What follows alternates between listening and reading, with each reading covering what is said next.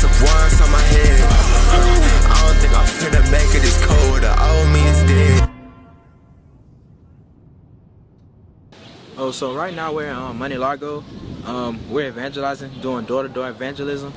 Just talking to like just different people within the village. Some believers, some non-believers. And we're just coming around just, giving them the gospel. Telling them about our faith, telling them about our testimonies. And, hopefully just being able to plant a seed. So the first people that we talked to, they were already believers. So it was kind of like a way of like just reaffirming their faith a little bit more. But then the past two people that we've actually went and evangelized to, both of those people were non-believers, and both of those people ended up giving their life to God on the spot. So honestly, just already like this has been like a great day, up to this point. Just being able to just see, these people, different things like a language barrier and all these things like that being like in play, and still being able to get the message out to them, and for them to actually being comfortable with, just giving their life to Christ. So I mean, up to this point, man, it's been phenomenal. It's been great. Like I've been like very like, how should I say? I've been like just very excited. I've been very like motivated, like up to this point, like just to see that.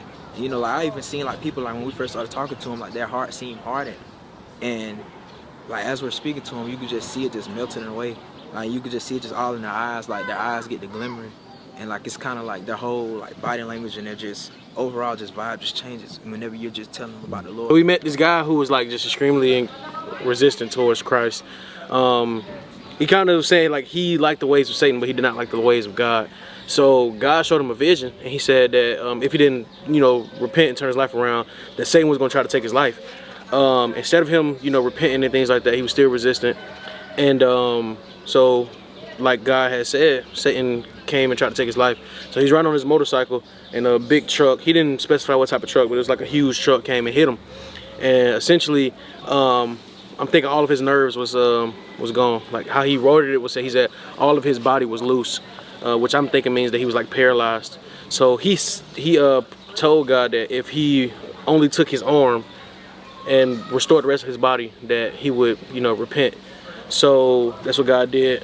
He said the story, it was such a miracle that first of all that he even lived, and that he was able to restore back his mobility through his body, that every single nurse gave their life to Christ, who was like helping and working on him. So during that time, he just still didn't want to give his life to God, even though God had showed him that sign. He had restored his body and things like that. So God showed him another vision, and then a woman came and confirmed that vision and was like, if he still didn't repent, Satan was going to try to take his life again. And that's what happened. So he got into another accident, and basically I think he broke his spine, he broke 3 of his ribs. I think something happened with his knees as well.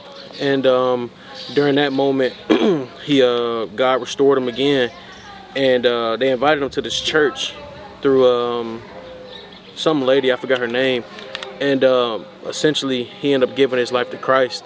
And like now he's an evangelist for like the Lord. He said some of his friends said that he's crazy, looked down on him for changing his life to God, but he's still faithful towards Jesus.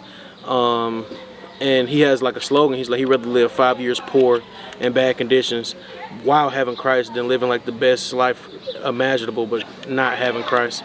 So that was like pretty powerful. Just seeing like someone who living for the world was not wanting to, give up the ways of the world for Christ, and then he gave it up and just realized, man, there's so many more things out there that's better than living for our own selves or getting gratification from the world and things like that. So it's a very powerful testimony. And it's just crazy to see God's heart for the nations, and how 12 kids from Alabama or in Dominican Republic teaching people about God. It's super encouraging, and it's even encouraging to me. It gives me drive, honestly.